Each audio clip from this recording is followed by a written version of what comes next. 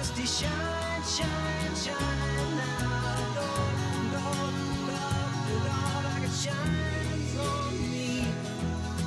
The only living boy in New York. The only living boy in New York.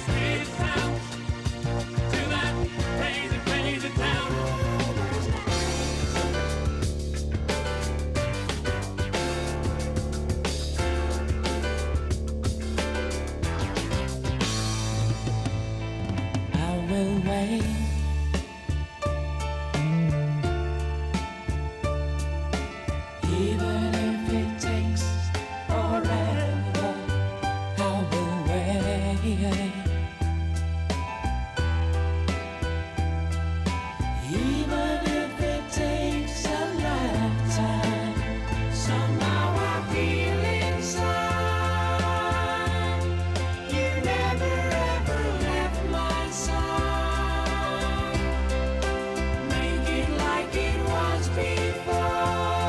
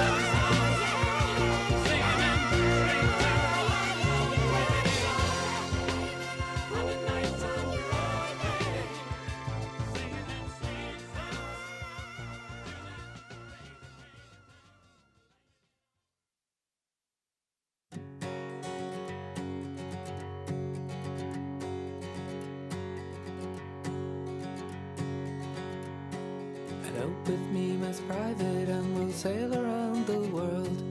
I will be your Ferdinand, and you my wayward girl. How many nights of talking in hotel rooms can you take? How many nights of limping round on pagan holidays? Oh, elope with me in private, and we'll set something ablaze, a trail for the devil to erase.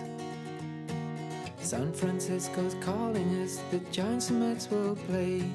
Piazza New York, catch your eye, you straight or are you gay? We hung about the stadium, we got no place to stay. We hung about the Tenderloin, and tenderly you tell about the saddest book you ever read. It always makes you cry, the statue's crying too, and Willie May. I love you, I've a drowning grip on your adoring face.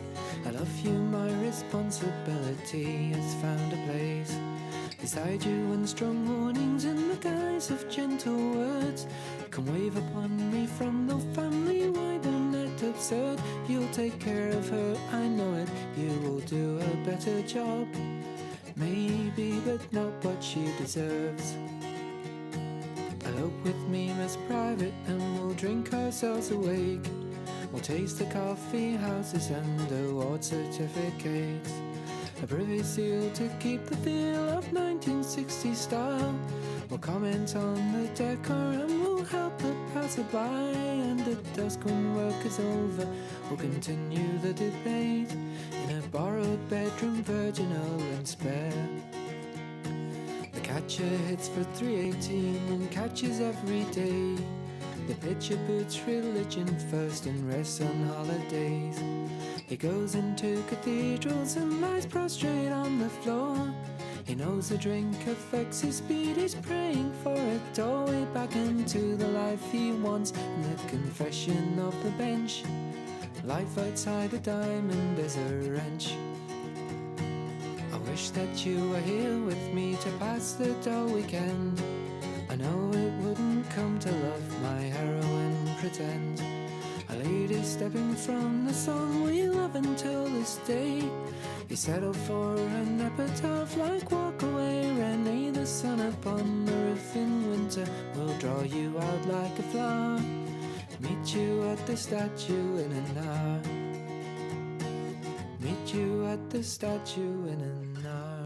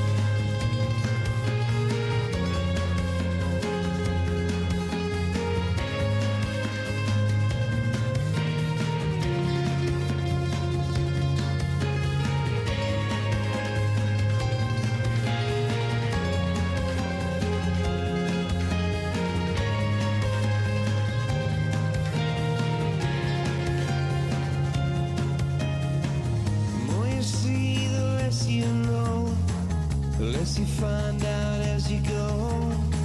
I knew much more then than I do now. Neon heart, day glow eyes, city lit by fireflies. They're advertising in the skies for people like us. And I miss you when you're not around. I'm getting ready to leave the ground.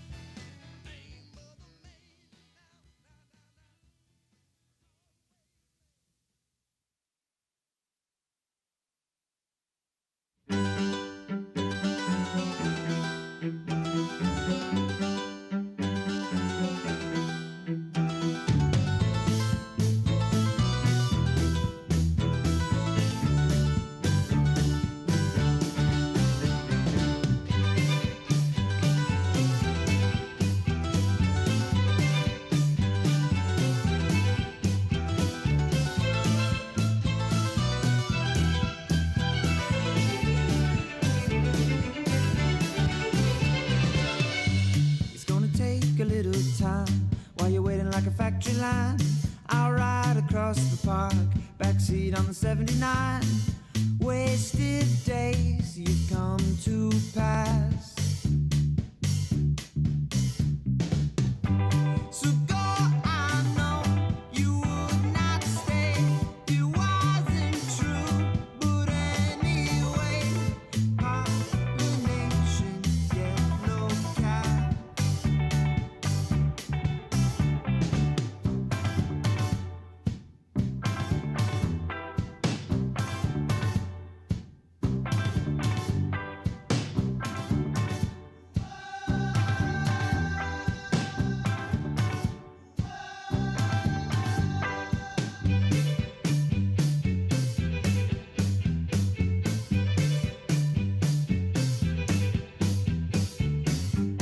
You walk up the stairs, see the French kids by the door. Up one more flight, see the boot on the second floor. Coronation rickshaw ride. So go, I know you would not stay. It wasn't true, but anyway, racist dreams you should not hide.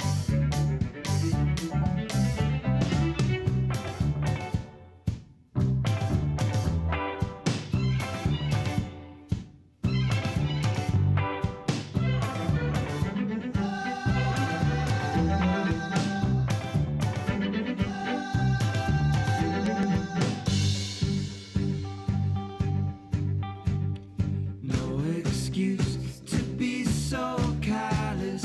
Dress yourself in bleeding mattress. Charm your way across the Khyber Pass. Stay awake to break the habit. Singing praise of Jackson Crowder. Watch your step along the archer.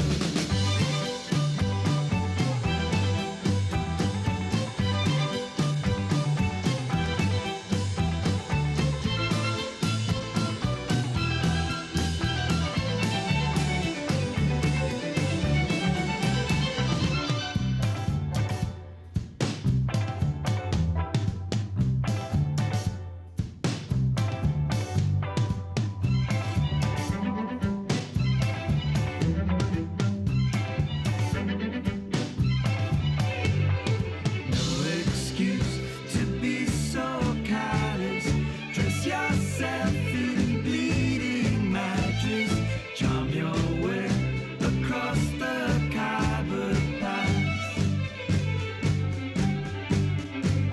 Stay awake to break the habit. Singing praise of Jackson Crowder. Watch your step along the archer. Glass.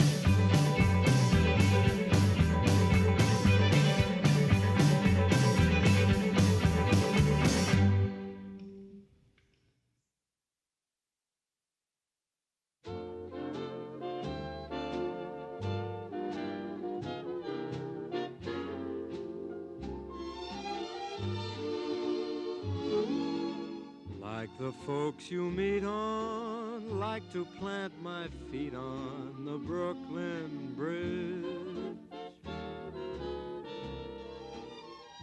What a lovely view from heaven looks at you from the Brooklyn Bridge. I love to listen to the wind through her strings, the song that she sings for the town. I love to look up at the clouds in her hair. She's learned to wear like a crown. If you've been a rover, journey's end lies over the Brooklyn Bridge. Don't let no one tell you I've been trying to sell you the Brooklyn Bridge. All the folks folks in Manhattan are sad, 'cause they look at her and wish they had the good old Brooklyn Bridge.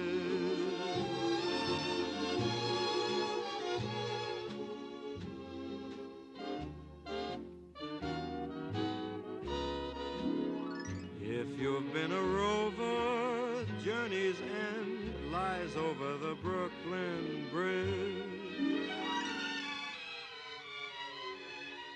Don't let no one tell you that I've been trying to sell you the Brooklyn Bridge.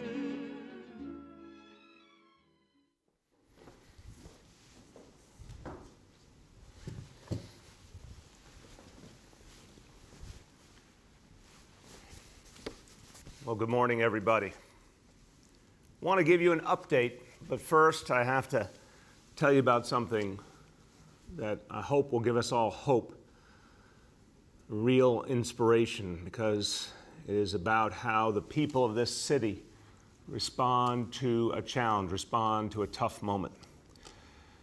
Night before last, there were some real problems in the Bronx, in one part of the Bronx in particular. And I was on the phone yesterday morning speaking to the borough president of the Bronx, Ruben Diaz Jr. And he was out in the street where the violence had occurred. And we were talking about it, and he said, I at least want you to know, even though we had a tough night, he said, I'm looking at something very positive. There's a lot of young people out here cleaning up. They're out here because it's their community, out here cleaning up the damage that was done by a very few, a very negative few, who don't represent the Bronx, don't represent that neighborhood, don't represent this city. And he said they were cleaning up. He said, it's good to see young people care about their community or doing something positive. So I said, well, Borough President, what organization are they with? Who organized? He said, let me find out. Hold on a moment. He reaches out. He's got a couple of young people there. He says, hey, excuse me, which organization are you from? And the kids say to him, we're not from any organization, we live here. And these young people, this is their neighborhood, and they are the future of the Bronx, and they are the future of New York City. There are so many good young people in this city who I want to tell, all of them, all the youth of New York City who care about your neighborhoods, care about the city, care about creating a better world, care about creating a more just world. Thank you. Thank you to these young people in the Bronx who wanted to create something positive even in the midst of a crisis and a challenge. They wanted to move their neighborhood forward. So, look, it's an example to us all. And then I went to the scene yesterday myself later on in the day. I met with store owners who had had their stores looted, and I heard their stories, and these are hard-working people. People epitomize the heart and soul of New York City. It's a primarily Latino community. Some people own stores were immigrants, some grew up in the area, but what they had in common was working people who had created something to serve their own community. And I talked to a lot of store owners in their stores, and I asked them what they were feeling, and they were angry, they were frustrated, they needed help. And then every single one of them said, but we will rebuild and we will come back, and we're not going anywhere. And I want you all to hear that, because that is the spirit of the Bronx and that is the spirit of New York City. We're not going anywhere. And I was in a neighborhood that went through such tough times decades ago, and a lot of people I was with yesterday, elected officials, community leaders, store owners, everyday people in the community, referenced how tough it had been in the Bronx a few decades ago, and yet they stood their ground and they brought the Bronx back, and they will do it again. So this is a setback, but it's not anything that will change the heart and soul of the people of the Bronx or the people of this city.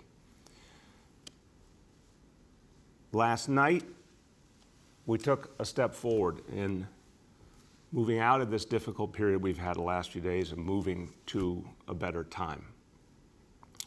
Just got off the phone with Commissioner Shea and First Deputy Commissioner Dean Foulahan. I want to thank both of them. We have all been talking constantly over these last 6 days. Both of them have shown tremendous leadership in the midst of this crisis. We went over the facts of last night. We saw a very, very different picture around New York City last night. We still have more work to do. Let me affirm that right up front. We saw peaceful protests during the day. Yeah, some tense moments, undoubtedly, but overwhelmingly peaceful protest, and the NYPD respecting the peaceful protest. We saw a few incidents where people decided to do something illegal or violent around the protest, but that was rare. We saw some acts in different boroughs of people attempting to attack property. NYPD was positioned to address that rapidly. We'll get the exact details out as we get more information in the course of the day, but overwhelmingly it was a very different reality in New York City last night. And the areas that had been particularly affected in Midtown Manhattan and in part of the Bronx the night before did not see that kind of activity in any meaningful number last night. So, a step forward, and working closely with Commissioner Shea and his team, a series of strategies were employed yesterday, and those strategies, I think, by and large, were effective. Those strategies were created in light of the evidence of what happened from 9 p.m. Sunday through Monday night. Again, things we had not seen previously. Adjustments were made. NYPD really stepped back yesterday morning and said, okay, we're dealing with something different here. We have to defend differently. We have to address it differently. And they did. And I want to thank the commissioner and his team, and I want to thank the men and women of the NYPD. They've been asked to do a lot the last few days. A lot of them are exhausted from working so hard, but they are going out there doing their job, protecting all of us, and showing a lot of restraint in the process. And that's what we expect. And I want to be clear. Everyone who puts on that uniform takes an oath, agrees to a higher calling, and agrees that restraint will be a part of their life. And keeping the peace means every sense of those words. That's what our officers and their commanders understand. So we expect a lot of police officers. We expect them to live up to the highest standards of our society. And I saw a lot of good last night, and I want to see that continue. So I emphasize that the standards, the rules we put in place last night, the curfew beginning at 8 p.m. and going on till 5 a.m. the next morning, that will be in place, including Sunday night to 5 a.m. Monday morning. At that point, we hope to lift the curfew, move forward, just as we're starting phase one of our restart. And the additional restrictions we put in place regarding transportation, we're going to keep all of those in place tonight. I anticipate keeping all of them in place throughout the week. We'll look at that carefully. We might make some adjustments along the way. I do want to say to anyone who was inconvenienced, I am sorry that happened, but it was in the name of addressing a bigger problem. And it's the right thing to do for just a few days as we address this situation and move forward. And we all now need to turn our attention to the hugely important moment coming this Monday, June 8th, where we take phase one of the restart. We've got to understand, all of us, as important as the issues that are being addressed in the last few days are, the single most important thing happening right now in New York City is the battle against the coronavirus. Single most important thing is to help people be healthy and safe. And right after that is restarting our city, helping people get their livelihoods back. I told you when I was out on the streets of this city in central Brooklyn on Sunday, I talked to a lot of everyday people. They're definitely concerned about bigger issues of justice for sure, but their number one concern overwhelmingly was their economic reality and what they're suffering through in this horrible economic crisis related to the coronavirus. The number two concern was the health and safety of their families. We need to get back to that focus. So let's realize that together, actually, all of you have done an amazing job of fighting back this disease, and now we got to go finish that job, and we got to restart for the good of all. So let's talk about that.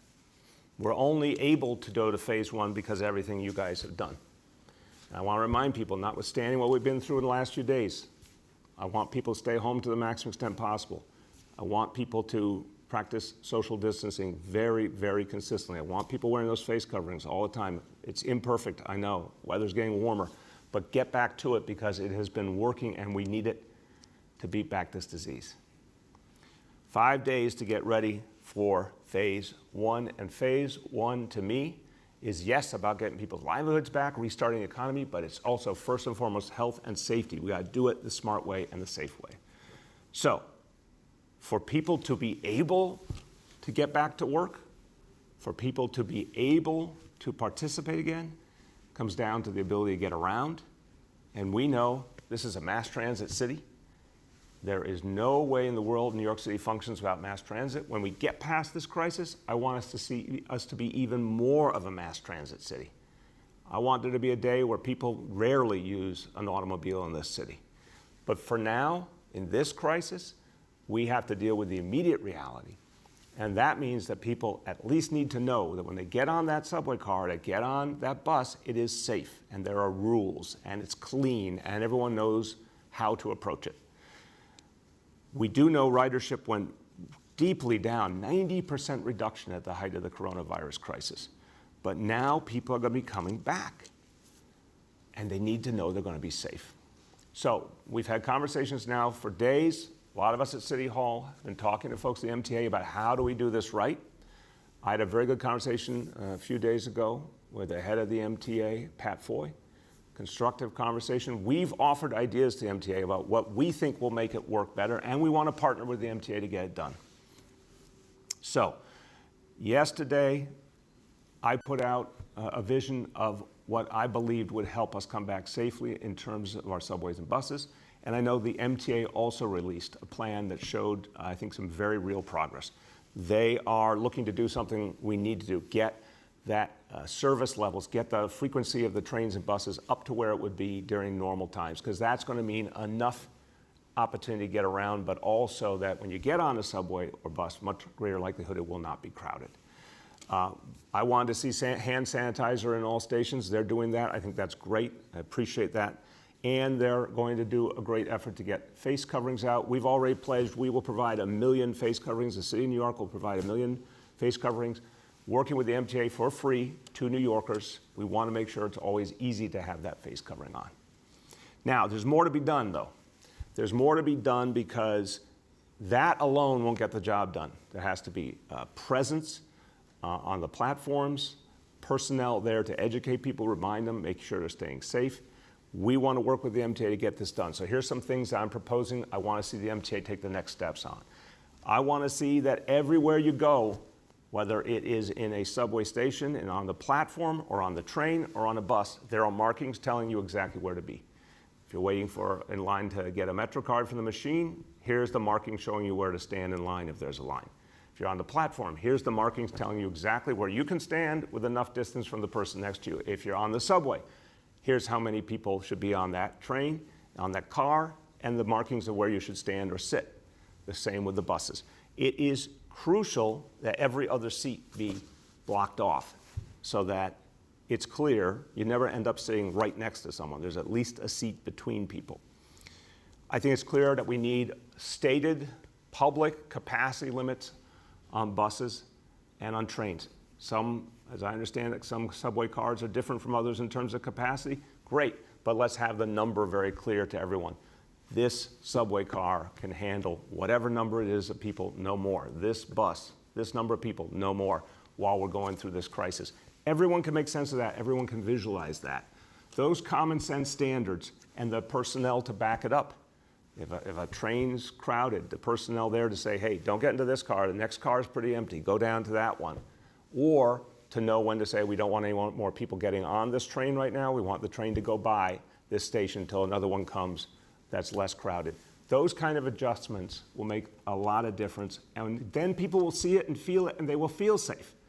And I know New Yorkers, if you experience it, if you see it with your own eyes, and you know it's safe, you'll get back on the train, and that's going to help us all move forward.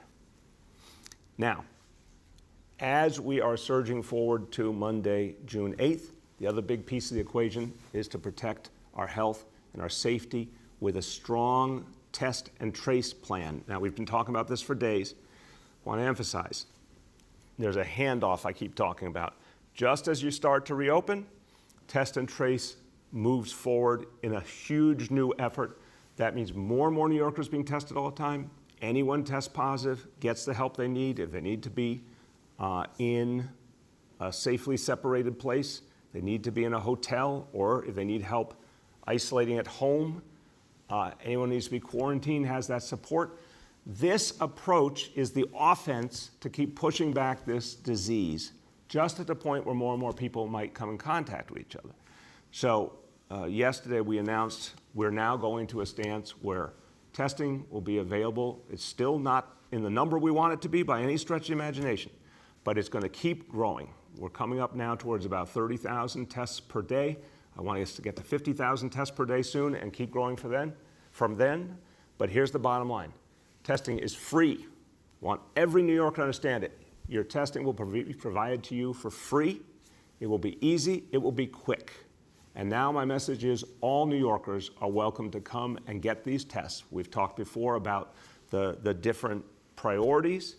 We've talked before about people who had pre-existing conditions or were older. We've talked about our first responders, our healthcare workers, people who work in our nursing homes. All those folks, it was crucial to focus on them first while we had a very limited supply of testing. Now we have a lot more. All New Yorkers are now welcome to come forward, get tested for free. To find out where, you can go to nyc.gov/COVID test, or you can call 311. We now have over 180 sites, and that will be growing rapidly as we move forward. Also, testing is combined with tracing. Someone tests positive. Who are the people you've been in close contact with the last few days? We're going to now reach out to them. We're going to get them tested. If they need help, if they need to safely separate from other people, we'll do that. Now that army of tracers we've been talking about, by the end of this week, there will be 2,500 tracers on duty, 2,500. And we'll be adding more the following week, another 1,200. So this number is growing all the time. I've said we are prepared to get to as many as 5,000 to 10,000 tracers. They're going into duty right now. And here's the bottom line. If you test positive, you will get a call from a tracer. You need to take that call. I want to emphasize how important this is. If you test positive, you're going to get that call, take that call, tell them about your close contacts. That's how we protect people. That's how we protect your family and every family. That call will come within about 24 hours of the time that you are tested, 24 to 36 hours. Crucial that we then follow through. We do that right. I'll make this point simple. You do that right, we do that right.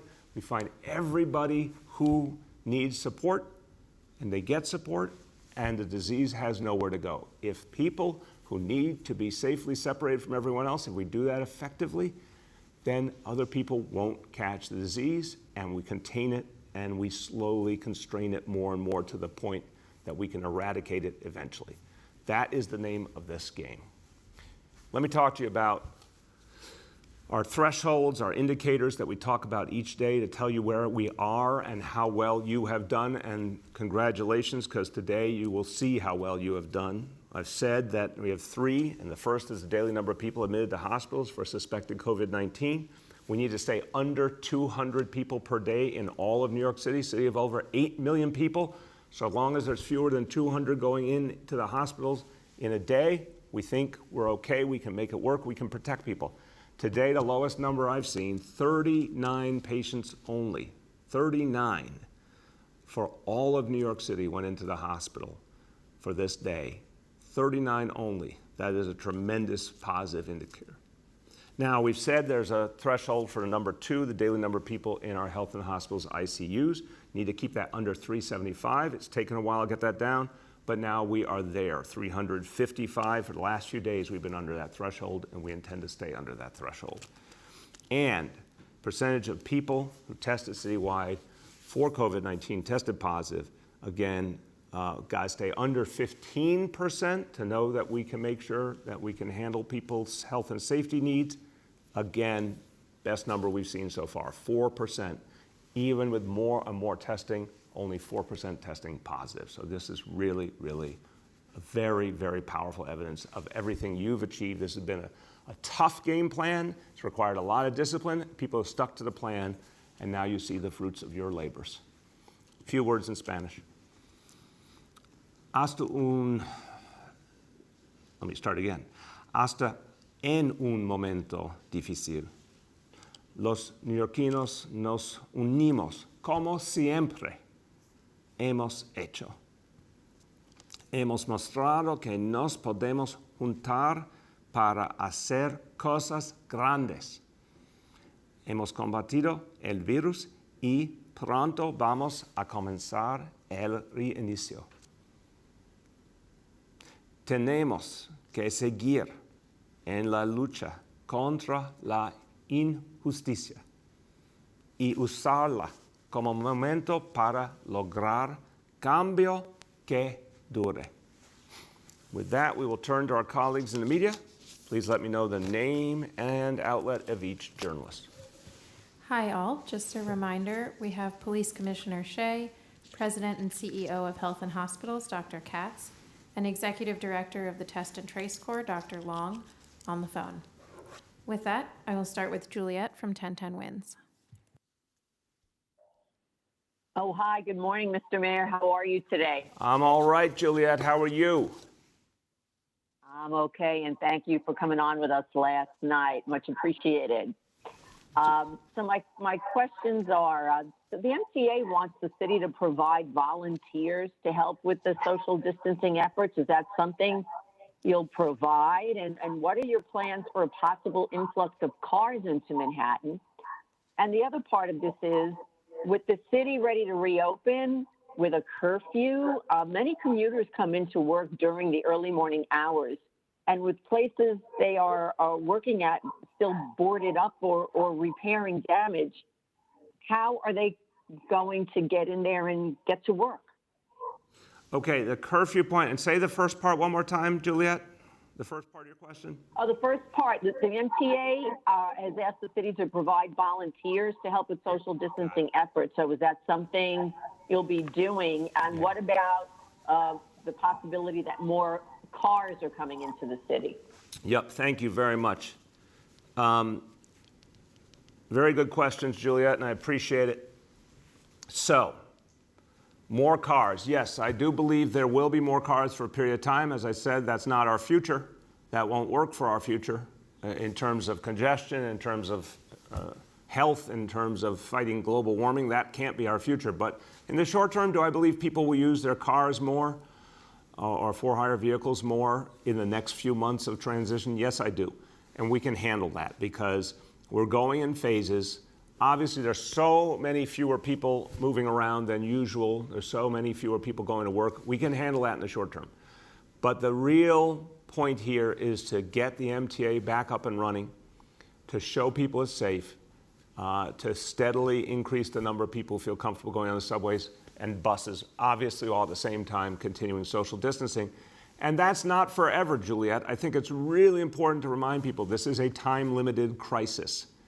If we do our work together, all of us as New Yorkers, as one team, we will keep pushing back this disease and have the ability to open up more and more and get all of our transit options back to the fullest.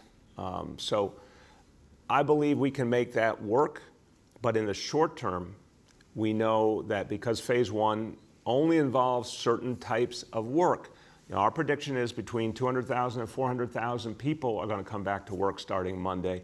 But remember, right before this crisis hit, we had over 4.5 million people working in New York City. 4.5 million people working in this city. Highest level of employment in the history of New York City was back in January and February. Now you have a huge percentage of people working from home, and thank God they're still working, but working from home, I'm sure that will continue for months ahead. And phase one, again, is only one part of the economy. So we can handle the initial adjustments. Yes, we will work with the MTA. I want to be helpful to them. I know they've asked for us to help get some staffing together, absolutely want to find a way to do that. We want to work illegally. We did something very good in the cleaning initiative together, the overnight cleaning. That's been working very powerfully. We want this to work as well. So we will help them. We're going to give the 1 million face coverings for free. And if we need to do more, we'll do more. We'll help them with personnel. I think we can all work together.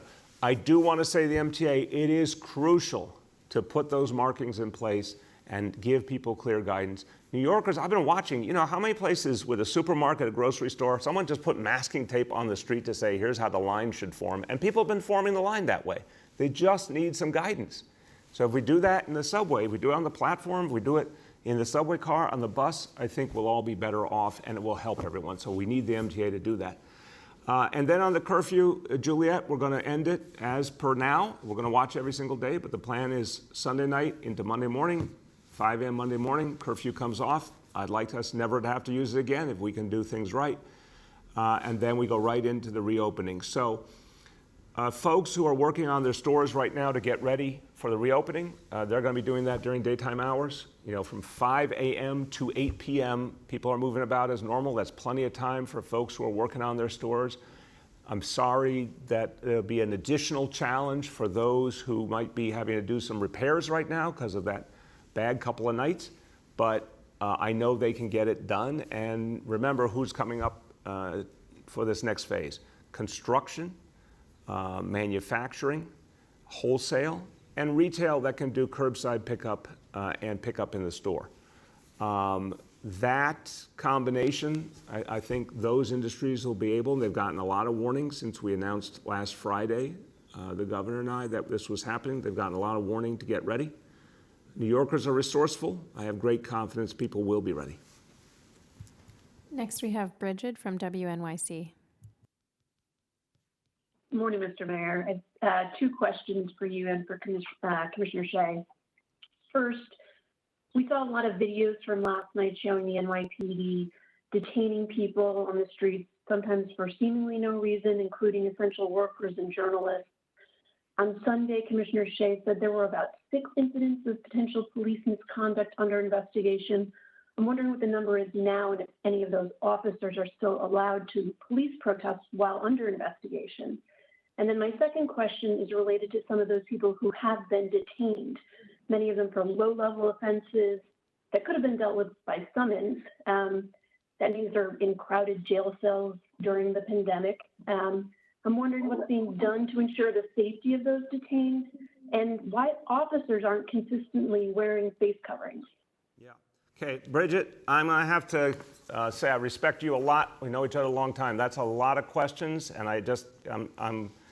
they are very important and good questions, but I really feel like you went by the ground rule there. So I'm going to adjust your questions a bit. And please, to all the journalists, we're trying to be fair here. Just ask 2 real questions. It'll be good for everyone, and everyone else gets their chance. And then all of us need to get back to work, which we are doing nonstop here.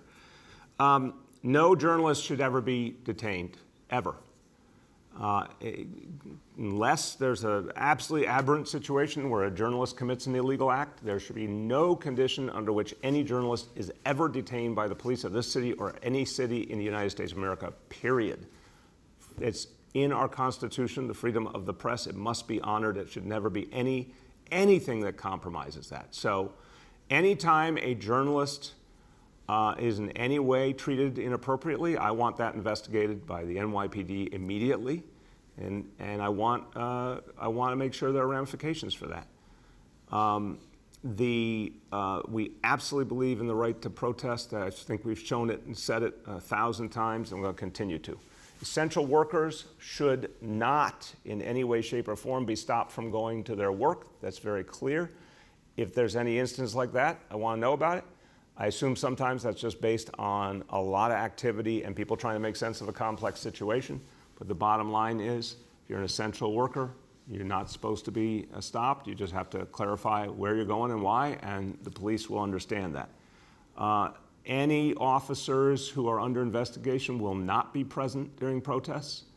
I can say that very clearly. I've had this conversation with the commissioner. If an officer is under investigation, those investigations from now on are going to go faster. We're going to have faster results. But one thing is for certain. If an officer has done something that has led to serious questions about their conduct, they're going to be pulled immediately away from protest duty while that discipline is determined. I want to see it determined quickly. I want it to be fair to all involved, but it must be quickly. And then obviously, we must do everything safely. So I understand the complexities everyone is facing, but I would like to see every New Yorker with a face covering on at all times. I don't like it, you don't like it, it's no fun, especially when it's hot out. Everyone needs to have a face covering on. Everyday New Yorkers, protesters, police, everyone needs to have a face covering on. And we want to make sure everyone is safe, and people will be detained if they do something inappropriate. And we saw in the last few days people do things inappropriate, people do things violent, people attack property, attack police officers. Anyone who does that is going to be detained. Anyone who's out after the curfew and cannot prove that they are there for essential work reasons is subject to being detained. We're going to follow through on those rules. That's the way I've made clear to the NYPD. I expect people to handle things, but I want to make sure everyone's safe. So we certainly will look at, I'll ask First Deputy Mayor Fullahan to follow up with the commissioner on the situation with anyone who's detained to make sure we're putting the right measures in place for the health and safety of all. Commissioner, you want to add anything? No, I think you hit everything. The only issue that was a long question that I didn't hear was the summons versus arrest. You know, wherever appropriate, we issue summonses in lieu of arrest. We've obviously done a lot of both summonses and arrests. And then on the point of the only thing I'll add on the point of the press, you know, it's doing the best we can in a difficult situation. We 100% respect the rights of the press. Unfortunately, we've had some people purporting to be press that are actually lying, if you could believe that. So sometimes these things take a second to, maybe too long, to sort out. You know, I could think of a case with the Wall Street Journal recently. I was just made aware of yesterday. They wrote me a very nice letter, and you know, I'll be calling them just to apologize. So we're not perfect. We do the best we can in the situation, and whether it's essential workers or press, you know, the reality is though, as the mayor said, chaotic situations at times. A lot of people obviously know what to say, and they're lying at times. So sometimes these things take a few moments to sort out. But if we can improve in areas, we'll improve. Next, we have Gloria from New York One. Thank you, Mr. Mayor. I wanted to ask you, I know that we saw a big decrease last night in the number of incidents, in the number of looting incidents, but I wanted to see if there's anything more you could say about who these people are. A lot of the video shows young men, what appear to be groups of young people. And I want to know what happened to the work that the NYPD was supposed to be doing to engage with young people. What can you give them as hope as we go into the summer season with a possibility of a budget that might cut education and programs? And my second question, Mr. Mayor, is about these calls that we're hearing about defunding the NYPD. Both of my questions are sort of related. Do you think it's time to take a second look at how the NYPD is funded, and that there needs to be more of an emphasis on young people and making sure that they can safely get through this summer in the next couple of months? Yeah. Thank you, Gloria. So, I'm going to just start with a little remembrance that it's interesting. Commissioner Shea and I did not know each other in the year 1991, but our lives were on a parallel track. He joined the police force and was stationed in the South Bronx, and he, for the first time, experienced policing in an incredibly difficult atmosphere. It was one of the years over 2,000 murders. I was working here at City Hall, starting out my work in public service. And right around then, at a point where the city was so violent, and I give a lot of credit to Mayor Dinkins, I give a lot of credit to Speaker Peter Vallone. they got together and they said, we've got to do something different. They said, we need to both increase the number of police officers on the street, and we have to focus on youth programming. The initiative called Safe Streets, Safe City. And Safe Streets, Safe City, then in the early 90s, which required the support of the state legislature, and it required funding, did both those things together, Gloria.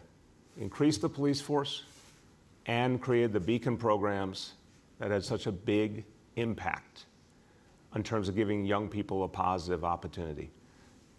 The plan was called Safe Streets, Safe City. The subtitle was Cops and Kids. The truth of that in the early 90s is still true today. On recent weeks, I've had the opportunity to speak to Mayor Dinkins and speak to Speaker Vallone, two exemplary public servants. Their contribution is often forgotten, and it shouldn't be, because they helped set us on the path to becoming the safer city we did over the following quarter century. But I tell you this for a reason. I think there's been a lot of police leaders, a lot of police reformers from within the police profession who long ago came to the conclusion that a focus on youth was the only way forward. A positive focus on youth was the only way forward. I believe in that fundamentally. And that investments in youth programs are just as crucial to public safety as what we do with traditional policing. So we have to figure out how to do both. Now, over these last days, we've asked a lot of the men and women of the NYPD. We've asked them to do extraordinarily difficult work while many of them have been put in danger, and we've asked them to show consistent restraint no matter what is said or done to them, and they have done that overwhelmingly. And again, anytime anyone does not live up to their oath or does not live up to the standards of the profession, that higher calling, we are going to make sure there are appropriate consequences. But I really want to put things in perspective. 36,000 men and women, the vast, vast majority of whom have done exactly what we asked of them in recent days. I want to thank the men and women of the NYPD for that. Now, how do we move forward? Commissioner Shea, I said we started around the same time.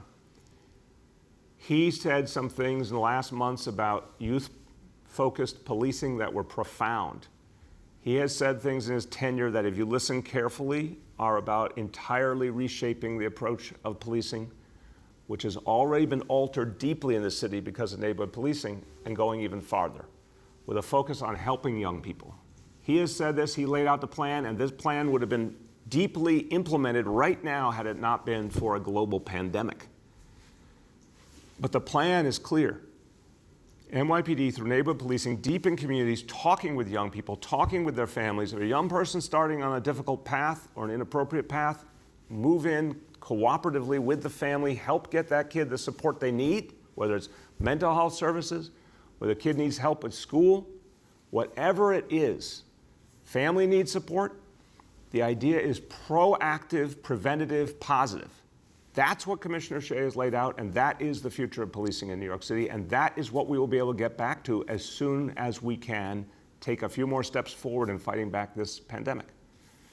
So that's where we're going to be going. The hope for young people, and I showed you the photos of those young people in the Bronx. Gloria, you and I can talk, Commissioner can talk, but that's the actual on-the-ground reality. Young people who are our hope, who already are showing such responsibility, such ownership of their communities, we need to foster that and support that. We have a challenge in these next weeks as we go into the summer, both how do we physically do it while we're still dealing with a pandemic, and also how do we pay for it? We're in the worst fiscal crisis this city has seen in generations. The answer is we need the stimulus in Washington, which, Gloria, I don't know if the stimulus is more or less likely because of the events of the last few days in this country, but if anyone in the White House or the Congress is paying attention, this is even more of a reason to have a stimulus, because people are hurting. They're hurting because of injustice. They're also hurting because of poverty, because of economic injustice as well. So the stimulus would allow us to move forward and find the right way to support our youth, even with the healthcare restrictions. We need that capacity to borrow from Albany. It's made all the more pertinent by the events of the last days. We're going to work for both those things in the month of June. If we get that, we're going to be able to do a lot more for young people. If we don't get that, we're going to be in a horrible, horrible situation where we're going to be having to cut back city government across the board. And that's not going to help anyone. So, Gloria, I am purposeful about fighting in Washington for the stimulus, fighting in Albany for the borrowing capacity, only to use as a last resort. But we've got to have some resources of some kind, or else we will not be able to provide services and we will not be able to support our young people the way they deserve. So, final point I'd make, I understand, I don't mean to make light of this, but I'm reminded of the song Imagine by John Lennon. We played it at my inauguration. I think everyone who hears that song in its fullness thinks about, what about a world where people got along differently? What about a world where we didn't live with a lot of the restrictions that we live with now? But we're not there yet. We are making a lot of progress, I truly believe. I believe the protest movements themselves, the peaceful protest is the essence of how we make progress. The reforms made within the NYPD are progress, deep progress. But for folks who say defund the police, I would say that is not the way forward. At some point in our history, we may be in a very different situation. But right now, and I use that analogy from the early 90s, having a police force that is able to keep everyone safe and able to engage at the community level, having a police force strong enough to do the work of public safety, but also the work of building community with people and healing, I think that's necessary for now. So I understand the impulse, but I think the impulse misses the reality we're facing right now. And look, I am hopeful we can bring these strands together, and I'll conclude with this point. I'm hopeful we can bring these strands together powerfully. I really am. We need a different approach. We need a host of additional reforms in policing. We need people to believe that there will be transparency, that there will be actual discipline and consequences when someone does something wrong, and it will be swift. We need to make sure the right police leadership is in the right place in our communities. We have a lot of things we can do differently and better, and we will do them aggressively. And we need to get to Commissioner Shea's vision of youth policing, because that will be transcendent. That will take us to a whole nother place. And we can do that. So all of these things, I think, can be brought together in a very, very positive manner if we have some resources to work with. If we don't, Gloria, it's a very, very difficult situation. But I'm going to keep believing in New York City, believing in our people, believing in the NYPD. I also believe in community leadership. One of the things you've seen the last few days is community leadership coming forward, owning the space, owning their neighborhoods, rejecting violence, rejecting looting, rejecting anyone who wants to attack officers or property. The Cure Violence movement, I think, is one of the most hopeful things we've seen in this city in recent years. People from the community, including some people who had lost their way, who become change agents, who become peacemakers, mediators, community voices. That's the future of this city. Next, we have Julia from the Post. Good morning, Mr. Mayor, Commissioner Shea, and everyone else on the call. First question for the mayor and the commissioner. Could you give us a detailed sketch of the looters over the last couple of days? Where are they coming from? Kind of what their size is? Are there different groups? We heard from a high-ranking law enforcement source that they're using stolen out-of-state U-Hauls to transport the pilfered merch. And then secondly, for you, Mr. Mayor, I'm wondering about the impact of the looting over the last few days on the city. Some small business owners, including some in the Bronx, are saying that the pandemic in combination with the damage and theft will force them to close forever. The downtown shopping districts say it will delay their reopening. We saw Saks spending $16,000 to protect their store with armed guards and razor wire. What's your message to those business owners, and do you regret your administration couldn't protect them better? Julia, I believe that all of us in City Hall, everyone at the NYPD, used every tool that was right to use in this atmosphere, and looked at the big picture of what happened in this city and in this country from Thursday night through Sunday night, again, up until Sunday night around 9 p.m., no serious instance of any looting in New York City, even if we saw it elsewhere. Things changed on Sunday night. We made an adjustment for Monday, saw something really troubling Monday night, made a much deeper adjustment, and you saw a very different reality on Tuesday night, and that's where we're going to hold. So I believe that for all of us who actually do this work, who are here at the front line making these decisions every single day, I believe we acted on the information we had, made adjustments. Of course, we would have loved to have been able to see what was going to happen and to have the intelligence information to know that something like that was going to happen in a way we could act on even earlier. Of course. But I look at the big picture all the time. And I think it's hard. Honestly, seriously, I do. I don't blame anyone who's looking at the day-to-day or the hour-to-hour. That's very human. It's certainly the reality that media has to deal with. I understand that. My job is not to think just about the day-to-day and the hour-to-hour, but to think about the whole city all the time, today, tomorrow, the future, and here's what I see. Starting on Thursday, we had a national crisis, a historic and painful national crisis. Our job was to keep the peace in the city. Our job was to ensure that there was no loss of life. Our job was to ensure that even if there was tensions between police and protesters, there would be peaceful protest honored and respected. Our job was to show people that policing would be restrained, but still effective. And then when we saw something that we really don't have a lot of history of in recent generations in this city, that organized looting, then it was our job to figure out strategies that will work without forgetting about everything I said previously. We were not going to miss the fact that we still had to keep a peaceful dynamic in the city. We still had to respect the views and rights of people expressing themselves. We could not create a counter mistake, trying to solve one problem, creating a new problem. We had to strike a balance. Commissioner Shea and I talked about this incessantly. And as I said, First Deputy Mayor Dean Fullahan, thank him for all the work he's done. I want to thank Chief Terry Monahan, Chief Fausto Pichardo. We have all been talking constantly and making those adjustments. That's what leaders do. I'm confident that as we gain more information, more intelligence was gathered, more sense of the specifics that you referred to at the beginning of your question, that we saw the pattern of what was happening, that the adjustments were made. Last night showed me something very different. We're going to stay with this strategy through the week. I want to emphasize the vast majority of people who have been out these last 6 days have been peaceful. A small number of people aim to do violence towards police, particularly that kind of anarchist group, and some of whom, as we said, come from outside. Certainly many of whom are protesting in communities that they're not from.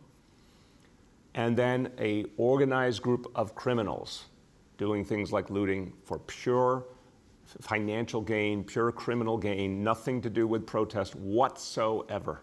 No cause, just plain old crime. And they will be dealt with. Final point on the small business, and then we'll turn to the commissioner. I feel for every business that has gone through these last few days.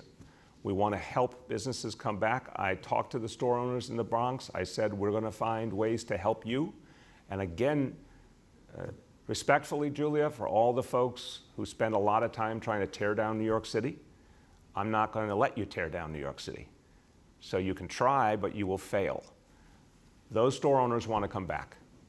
Every time you want to tell the story of what's wrong with New York City, I'm going to tell the story of what's right with New York City. And every time you want to ignore the everyday working people of the city who believe in the city, who fought through stuff you couldn't even imagine in the South Bronx in the 1980s.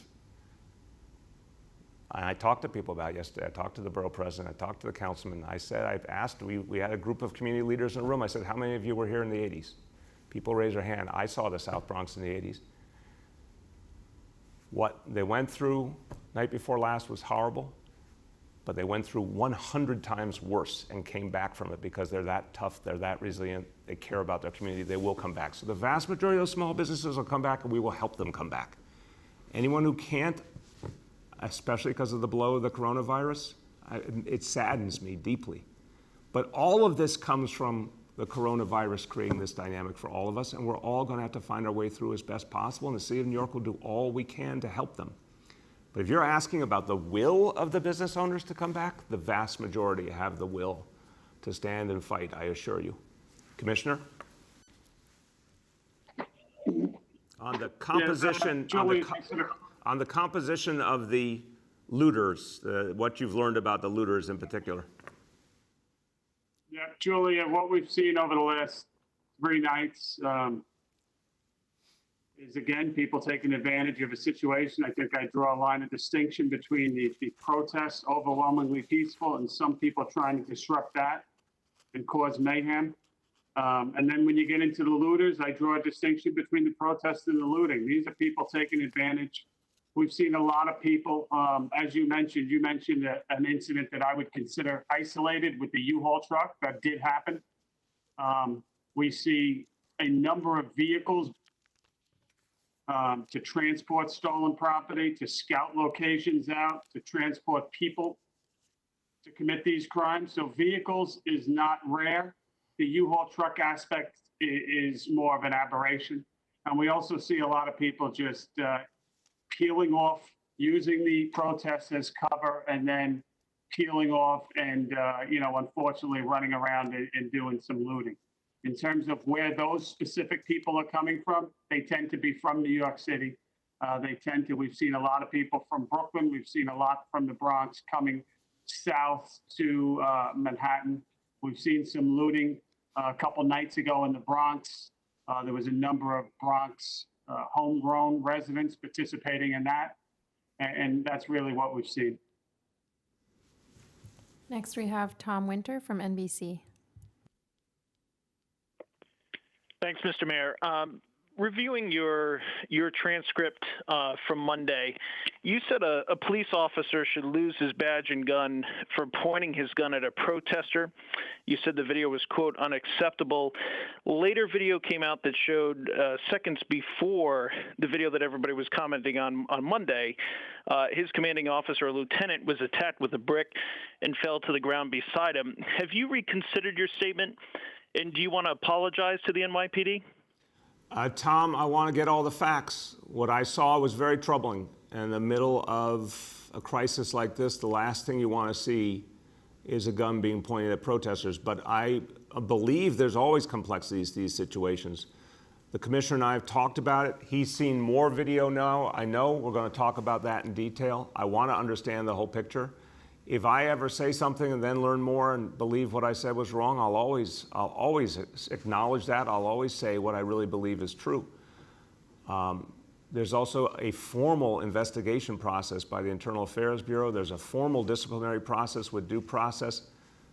But I have said throughout these days, I respect the men and women of the NYPD. I respect the work they're doing. I'm supporting it in every way I can. I'm talking to the commissioner all the time. Every strategic decision we are making jointly, and there's been tremendous consensus.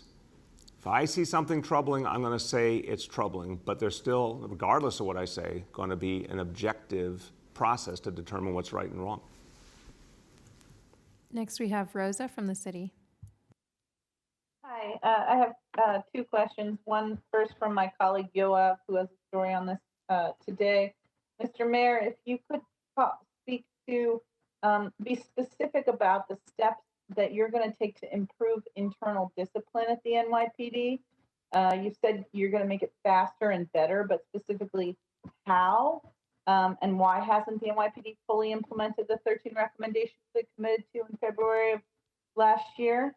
So that's my first question. My second question is for Mitch Katz and for the mayor. Are you modeling for a bump? In your modeling, do you see a bump, a spike after reopening? And what kind? And given that we're sending, you talk about Rosa, I'm cutting you there, no disrespect. Again, guys, respectfully, 2 questions, 2 real questions, not 2 12-part questions. So I'm going to just stop it right there. It's enough. We are absolutely modeling for multiple scenarios, Rosa. The problem is, and I think everyone would agree with this, the modeling to date, globally, nationally, state, local, has been really uneven because this is such a multifaceted crisis and medical science doesn't understand this disease and there's so many moving parts here. I have to say the modeling has often been off base, so we're doing our best with the modeling. But unquestionably, we are worried about the potential for any kind of resurgence of the disease. And I'm worried anytime people start to come in contact with each other. But on the other hand, these numbers show the disease has been beaten back so consistently for so long now, and people in the city take it so seriously, and they've done so much to beat it back. And on top of that, the test and trace, as you heard earlier, is coming on very, very strong, which is going to be a real strategic change to have that much more ability to reach people and deal with them and make sure they are not spreading the disease. So yes, we are prepared.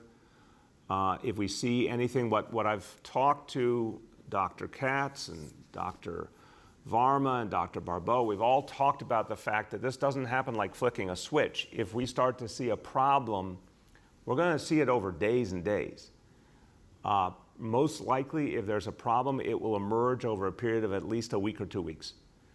So we're watching. You've seen the numbers have been consistently good, but if we see some spike beginning, then we're going to take additional steps. If we see too much, of course, God forbid, we could always stop moving to the next phase or even retreat to the previous phase. But I think the basic way to think about it is high level of discipline from New Yorkers. The initial industries that are opening come with certain advantage. Construction's mainly outdoors. Manufacturing, you can put some space. Wholesale, you can put some space. And the test and trace is going to be a huge counter push against the disease simultaneously. But we will be vigilant. On the question of NYPD, I will go back and look at the recommendations from last February and where we stand. I don't have that at my fingertips. If the commissioner wants to speak to that, he can, but we will certainly follow up on that. I believe, and I'm going to keep saying, I have eyes to see for 6.5 years how many consistent reforms we made. It may not matter, respectfully, to a number of people asking questions, to certain advocates or elected officials. It may not matter that for 6.5 years we've made a consistent series of changes while keeping crime down, but I know everyday New Yorkers. They want police reform, they want a different relationship between police and community, and they want crime kept down.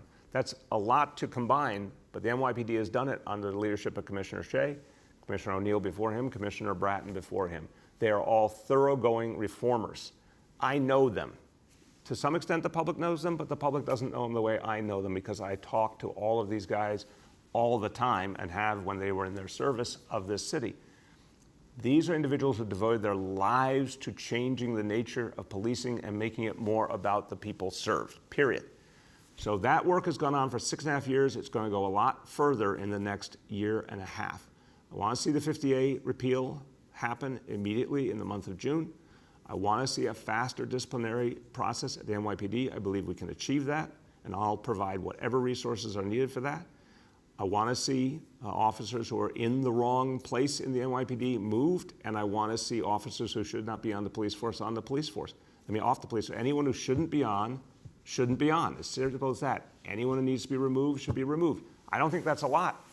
I think the vast majority of officers do their jobs well, listen to the training, have been practicing de-escalation, have been showing they understand and believe in neighborhood policing. So all of those things are going to happen. I don't have a doubt in my mind. And as we do that, plus the commissioner's vision of youth policing, which again, respectfully, he said, he has said such incredibly powerful, moving things. He laid out a plan. I didn't see a lot of conversation about that. I think that's unfortunate. I hope when we start to implement that again as we fight back this crisis, I hope people will pay attention to what. And Commissioner, I'm going to ask you to jump in to speak to Rosa's question, but also I think the people in New York City right now need to hear again your vision of youth policing. You've said it a bunch of times, but maybe memories are short in this crisis. I don't blame people for that. Could we start by having you just define for a moment where you'd like to take the relationship between NYPD and young people? So I'll begin with that, and then I'll finish with the discipline piece. You know, I've been around policing now nearly 30 years, and I've seen the good, the bad, and I've seen what works and what doesn't work. And what the mayor alluded to before was that when you look at where we've come from and all that we've done in this city, and have more to do, frankly, not just here, but across the country.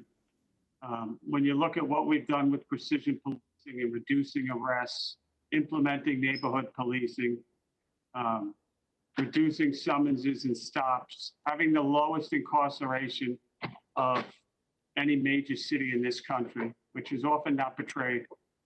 It's put us, go back 6 months, a year, it's put us at a unique opportunity in time, I believe, to really build upon neighborhood policing, to really take that next step. And what I stated when I was appointed to police commissioner and believe wholeheartedly is that we have an incredible opportunity here to really reach down and to further neighborhood policing, to really build relationships and strengthen the commitment in neighborhoods, specifically with youth, because the youth are the future of this city. And doing everything we can, whether it's the Bronx, whether it's Brooklyn, whether it's Manhattan, Queens, or Staten Island, to reach out to kids of all races, of all economic conditions. And I'm not specifically talking about the kids that are in trouble here. I'm talking about the kids that don't get into trouble or could be on the cusp of trouble, and guiding them and giving them opportunities and building relationships with officers. What can we do better? What services do we have? Can we be the quarterback of all services? We obviously deal with kids that make mistakes. We obviously deal with kids that come from troubled relationships because we're already responding to those apartments. We're already going to the schools or taking missing persons reports when mothers call us and say, I don't know what to do with this kid. There is an incredible opportunity here, and it's not going to be an opportunity like many other things that is solved solely by the police, but we think we can really take the lead on this.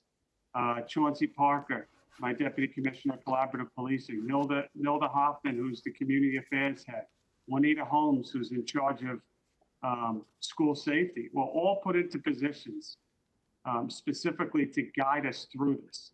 And right, literally week one of the pandemic, we had 100 youth coordination officers selectively interviewed by the following three executives, the preceding three executives, all with the same mindset of what we're looking for here, that recognize that there's many ways to police. Sometimes you police with handcuffs, sometimes you police with a hand and leading people and guiding them and mentoring them. And we specifically interviewed 100 youth coordination officers that had that exact same mindset, that came from the same communities and want to help. Remember, we're a minority majority police department. We have an incredible opportunity here. And in the first week of their training, which is incredibly upsetting to me, is when the pandemic hit and it was put on hold. And then you got into a situation where we're trying to think outside the box. How can we keep moving forward? And it was literally close to impossible when you have executive orders that are appropriate that we can't meet.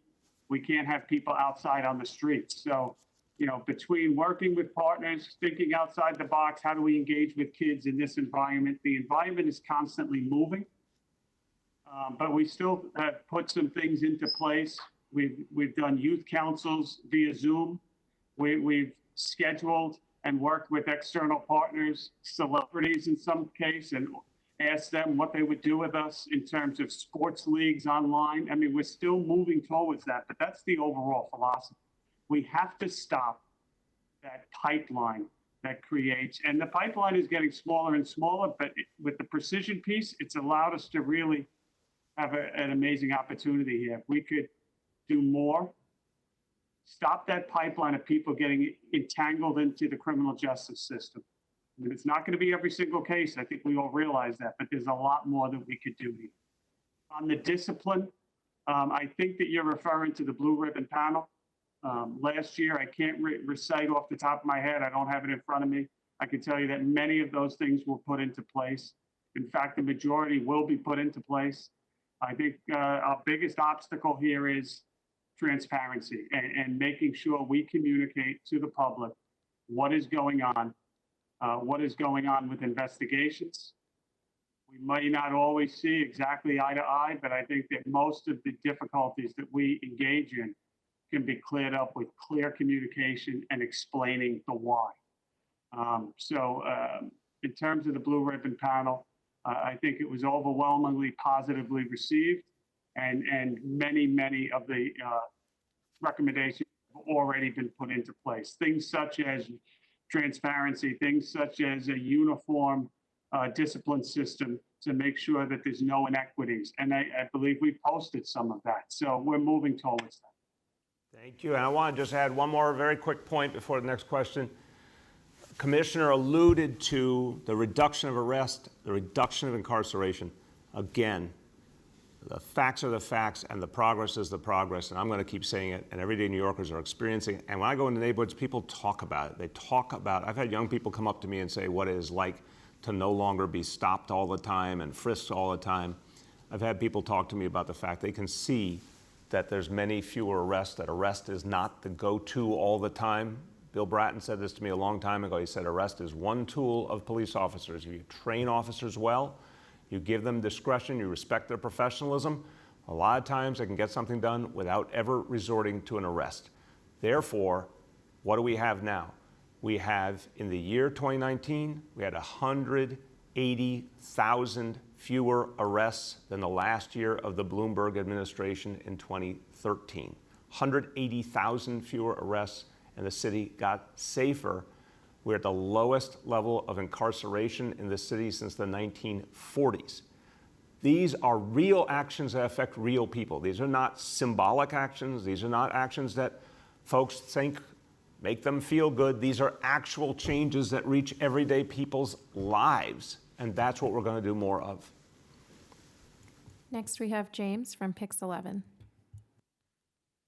Hello, Mr. Mayor. Good to see you. How you doing, James? Not bad. Thank you for asking. For you and Commissioner Shea, Chief Monahan said earlier today that Governor Cuomo apologized to him privately for saying the NYPD was not doing its job.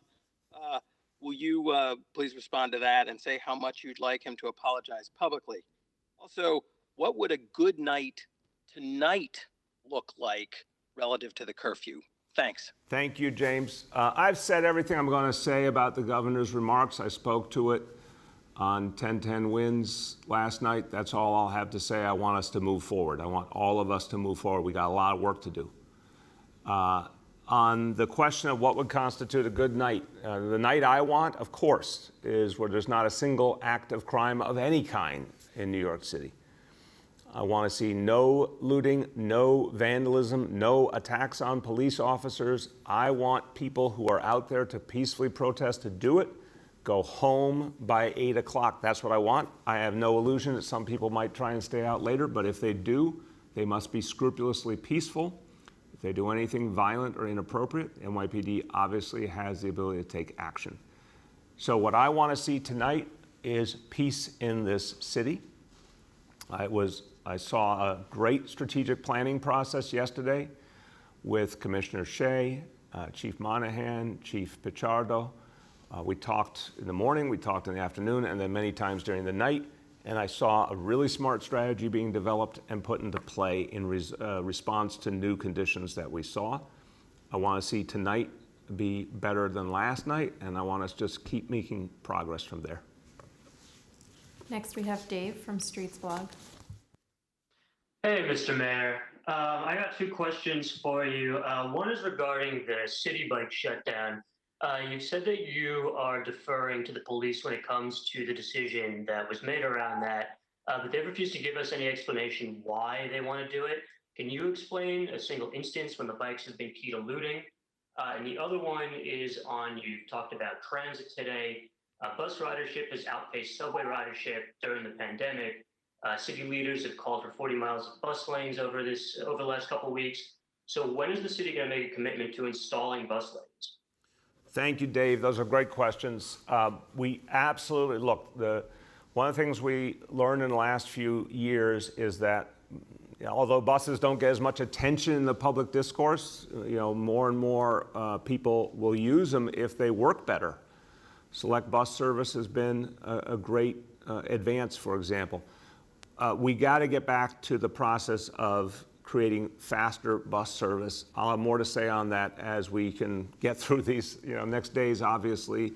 But we do want to absolutely deepen that effort. I think you're right. I think people do feel more safety right now in health terms in the buses than they do in the subways. I want to see people feel healthy and safe about both. But we do need to double down on buses, and we'll certainly have more to say on the specifics of that soon. On the city bike, I don't know how to say this to people. I keep trying to say it, and maybe my words are failing me.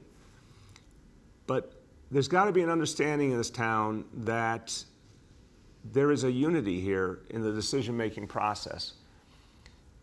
There was, I think, in the past, a very bad reality where, and I think you saw it bluntly sometimes in the previous administration, where City Hall allowed, with all due respect to the many good things about the NYPD, City Hall deferred to the NYPD to make decisions without the right kind of civilian oversight and civilian involvement in that decision-making.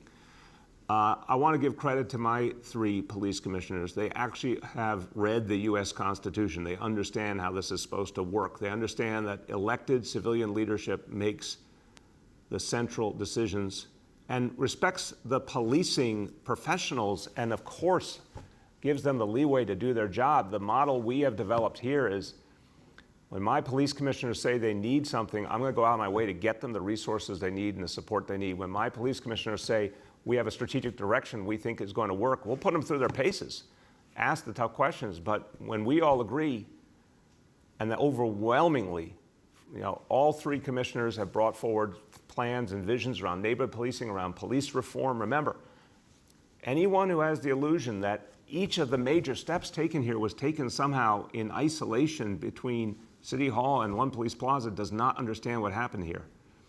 I said we need to get rid of the broken unconstitutional policy of stop and frisk. Bill Bratton agreed 100%. It became the vision and the action of the NYPD to get rid of that approach.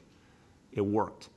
We all agreed together on neighborhood policing. We all agreed together to end marijuana arrests. We all agreed together to put body cameras on all patrol officers.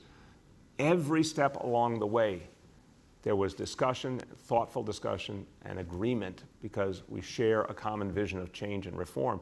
Commissioner Shea brought forward the youth policing vision. No one had to tell him to do it. And the strategies of the last few days. All the folks out there trying to act like somehow the NYPD has not been allowed to do what they want to do, guess what? Guess who's been the lead visionaries of the strategies of this last week? Dermot Shea and Terry Monahan. I think they've been spot on in their judgments. A couple of things happened that we didn't see coming, and we had to make the adjustments because we're humans and because we're dealing with a very, very fluid, ever-changing situation. But the vision that was put in place yesterday, everything that happened yesterday strategically was originated in discussions coming out of One Police Plaza, brought over here, talked through, we determined things together. There's no deferring. If I think an idea is a bad idea, if I thought the idea with City Bike was a bad idea, it wouldn't have happened. If I thought the idea with the for-hire vehicles was a bad idea, it wouldn't have happened. If I thought what happened on the Manhattan Bridge last night was a bad idea, it wouldn't have happened. We are talking all the time, and we are in unity. So to me, the City Bike idea was a very good one. Now, Commissioner Shea, I've kept it very general, and I know we're dealing with security issues and strategic issues, so I have kept it general on purpose. And if you want to say anything further on the City Bike situation, this is where I will defer on how to speak about a strategic matter. I defer to you to explain what you feel comfortable explaining at this moment. No, I think you covered everything, Mr. Mayor. Thank you. Last 2 for today. Next, we have Dana from the New York Times. Hi, Mr. Mayor. 2 questions for you. First, I was wondering if you or the commissioner could at all describe how the tactical directions for the police have changed over the course of the protests.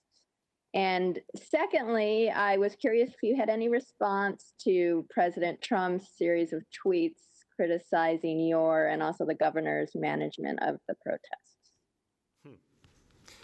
Okay, I'm going to take them in that order. The tactical approach was based on keeping peace in every sense of the word. So Dana, I think it's really important to look at the underlying philosophy here. Neighborhood policing, again, if I wish you understood, and I don't mean this negative to you, I'm saying I wish I could better articulate. I don't want to use the word religious because that may be too strong, obviously, but I want you to understand the people I have empowered, Bill Bratton, then Jimmy O'Neill, then Dermot Shea. The admiration I have for these people is boundless. And they are people of faith in a different way. They believe in change, profound change. They believe it because they have lived the life of our people. They've been out there on our streets with our people, and they've seen when violence is done to people and they don't accept it, and they have seen when police have done things wrong and they don't accept it. Terry Monahan made the point out in Washington Square Park. Anyone who hasn't seen that video of Terry Monahan in Washington Square Park needs to see it. It is a profound moment. Don't just see the part where he kneels down. See what he says.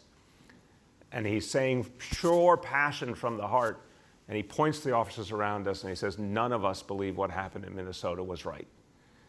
And it was a very important moment. It was a watershed moment to me. And I think we need this going forward, that police leaders, police officers, I'd like to see police unions even say when something is done wrong in policing, we are all going to own it. We all want to fix it together. But I can tell you about Dermot Shea.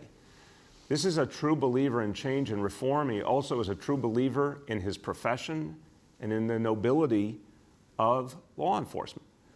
And I have watched in endless meetings and discussions now for 6.5 years the thought pattern of those reformers. Some of the smartest people I've ever worked with in public service. They are reformers to their core. It doesn't make them any less cops. It doesn't make them any less proud of their profession. It doesn't make them any less people who came up from the grassroots and became leaders. And that's something, Dana, I believe in deeply. I've chosen 3 police commissioners who came up from the grassroots of policing, 2 of whom came up from the grassroots of the NYPD. And they are such thoroughgoing change agents. I could barely describe it to you, how much they are working every day for change. So the tactical point. It began, and I'll tell you something, and Commissioner Shea, I don't mean to embarrass you. From the very beginning, it didn't even need to be said, because the commissioner was abundantly clear. He wanted to make sure we kept the peace, we kept order, there would be no illegality, but he was adamant about respecting the right to peacefully protest. He was adamant about the fact that people were hurting. It was a moment of pain as people saw a horrendous injustice, and it brought up all the other injustices, and that we were not going to meet that honest pain and agony and need for justice. We were not going to meet it with a repressive approach. We just weren't. I didn't have to say it. We were not going to overreach. We were not going to do what they did in Ferguson or so many other places years ago. We were going to meet it with maximum restraint, maximum respect for peaceful protest, but no tolerance for violence, no tolerance for criminality. And I'll tell you, it was not easy. I saw all the things being thrown at our officers that put their safety in danger. I saw the attacks on our officers that we've seen over these last few days. But the order was that the NYPD was going to be the higher force here, the bigger, better in terms of our souls, our nature as humans. They were going to be the moral force that came forward and restrained their own realities, held back in the name of peace, in the name of helping us all move forward. And overwhelmingly, that's what's happened. So the tactical approach was based on keeping the peace, not overreaching. But if at any point the commissioner had said to me, there's something else we have to do here, that if we don't do it, we're not going to be able to keep peace, and we're not going to be able to keep the city orderly, I would have said, let's talk about that immediately. And I would say there's a 90-something% chance we would have agreed, because that's been the history. When we saw that things were wrong on Sunday night after 9 o'clock, we were all surprised compared to the previous nights. We thought it was going to be very localized. We set up for that reality. We found something different. We went to a much more aggressive strategy. It worked much better last night. We together wanted the curfew. We talked through the hour of the curfew. We talked about city bike. We talked about for-hire vehicles. We talked about the traffic shutdown below 96th Street. All those things will continue again tonight. We are doing this all together. That's actually how it's supposed to be. Professional police leadership and elected civilian leadership working together in common cause. That is what has happened here. On the president, I'll keep it quick. President's working overtime to exacerbate the tensions in this country and tear Americans apart, and that's who he's been his whole life. This is the guy who in the 1980s called for the execution of the Central Park Five. He took out full-page ads calling for the execution of innocent young people because they were young black people. That's the reality.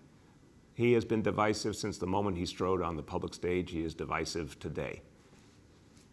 I unfortunately I have no reason to pay attention when he says something like that. And that's a sad statement. I didn't think I'd ever say something like that about a president of the United States, but he has invalidated himself. And the outcry you're hearing now from the military, from people in active service in our military, from former military leaders saying he has no right for his political needs to bring the United States military into this conflict and to exacerbate the tensions in this country. I think that is a signature moment. I'm someone who came from the generation of McCarthyism. My parents were deeply and negatively affected by McCarthyism. I have a reverence for the United States Army because it was the United States Army that stood up and said no more and helped to end the McCarthy period. And I think it is very sad to see our military put in such a compromised position, but I can guarantee you people within the military now and people who are out of the military but were leaders in the military are going to keep saying this can't go on, and I believe it will not go on. The president, unfortunately, added to this from the moment he took office, created so much division in this country. We could have used compassion. He gave us none. We could have used a president who took charge in the coronavirus moment. He didn't. He dithered. Didn't give us the testing, didn't give us the help, hasn't given us a stimulus. So much of this is literally at his doorstep. So he can tweet all he wants. I just wish he would be a president once in a while and actually help us. Last question for today, Henry from Bloomberg.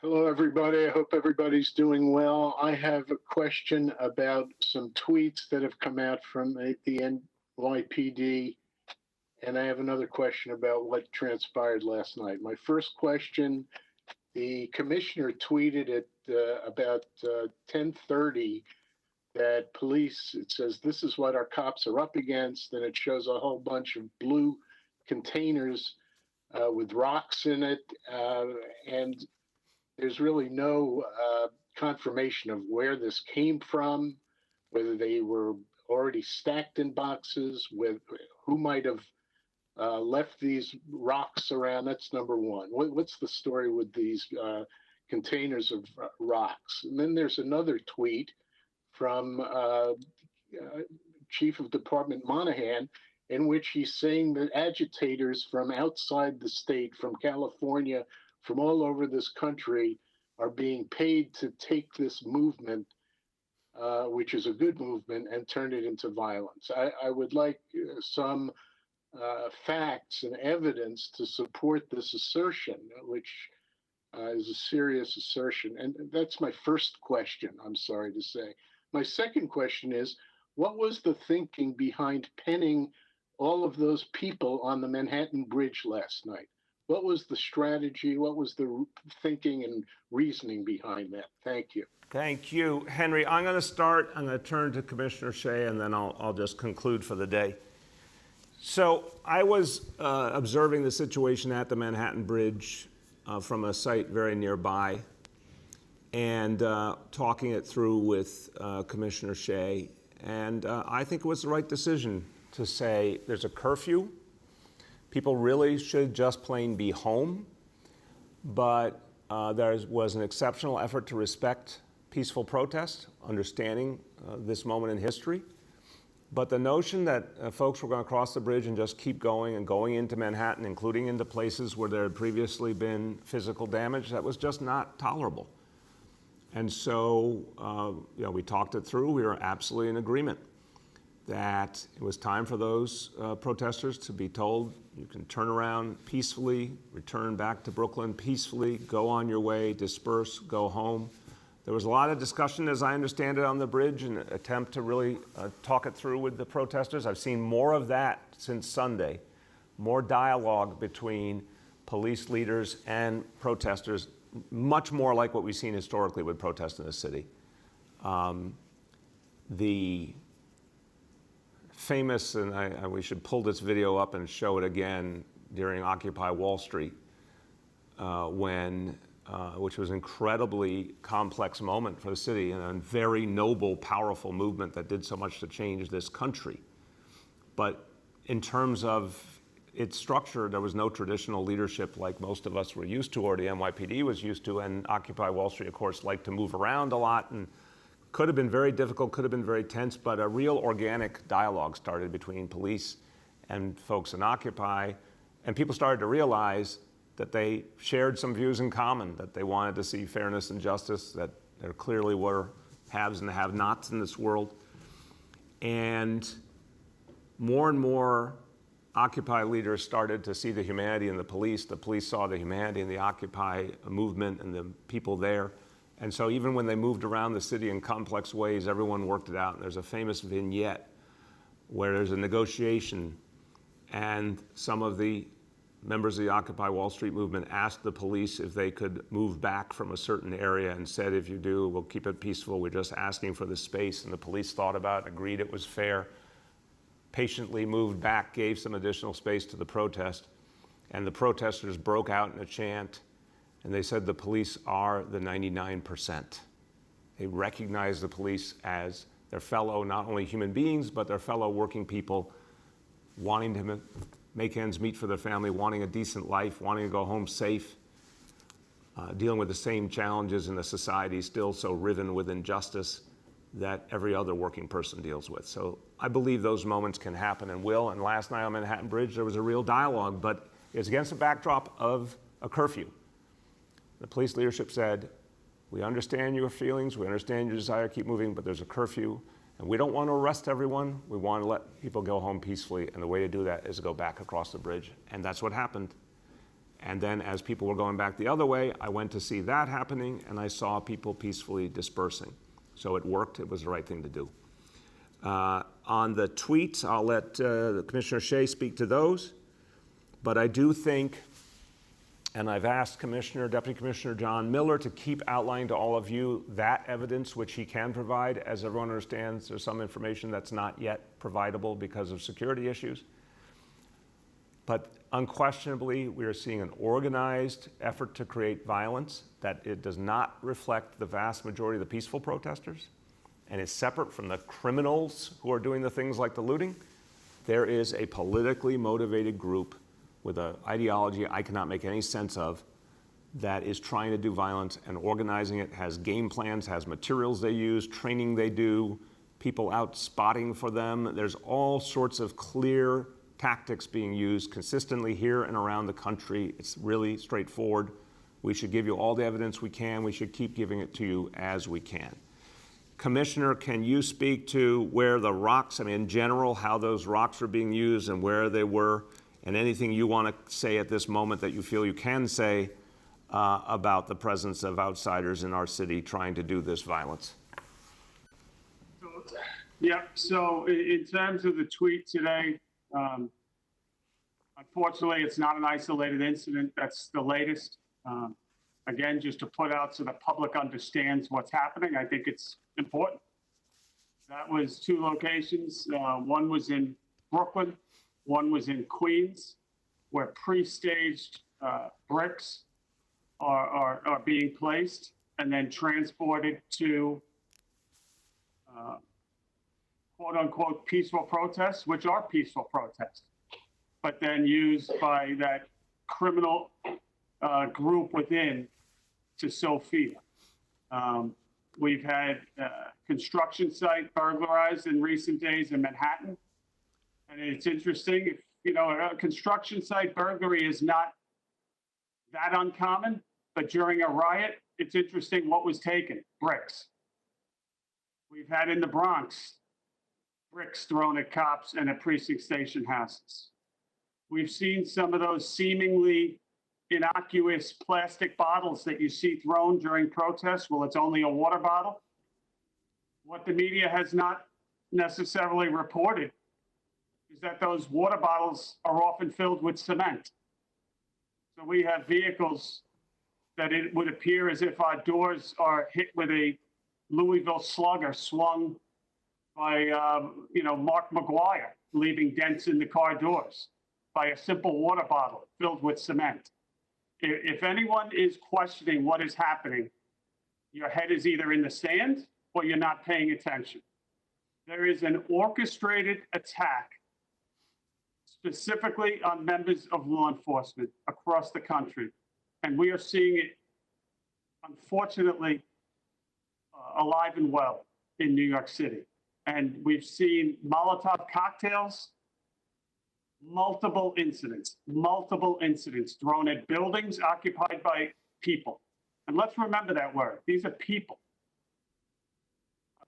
Molotov cocktails thrown at police vehicles, bricks we've talked about, and I could go on and on. And what I just again plead for is that this needs to become not a police issue. This needs to become a human race issue, a New York City issue. You know, there's a lot of talk and there's politics and there's everything else. I think that what we're starting to see is everyone working together, whether it's neighborhood groups, church coalitions, you know, and all of that. And let me just say something, you know, because it's been on the news lately and it's good to, let's keep moving forward. I could tell you that, you know, it's reported this morning about conversations with the governor. Any conversation between the governor and myself is going to stay between the governor and myself. And I think that's appropriate and how it should be. And everyone needs to just, let's start thinking about each other. Let's think about each other as humans. I have no doubt that the governor cares deeply about all law enforcement. We need to stop allowing others to divide us because no one wants to be divided here. And we are moving forward. Amen. Well said, Commissioner. I'm going to conclude on a very similar note. People in New York City, that's who I have faith in. There are people trying to divide us. There are people coming from outside this city trying to pursue an agenda that includes violence. That's unacceptable. There's some people in this city pursuing a violence agenda. That's unacceptable. But overwhelmingly, vast majority of New Yorkers, they're not only about peace, they're about justice and fairness and decency and compassion. This is actually not only one of the toughest places in the world, it's one of the most compassionate places in the world. I honor and love the people of this city because of the goodness in this city. So look, this is our city. These are our neighborhoods. We will take back our city from anyone who aims to do us harm. Look at those young people in the Bronx. That's our future right there. Look at them. They saw violence, they saw an attack on their neighborhood, and they came out to make things right. It just makes me so appreciative and so moved that there are so many good people in the city. We will take back our neighborhoods, our city. You're looking at our future right there on our screen, and it's a good future. Thank you.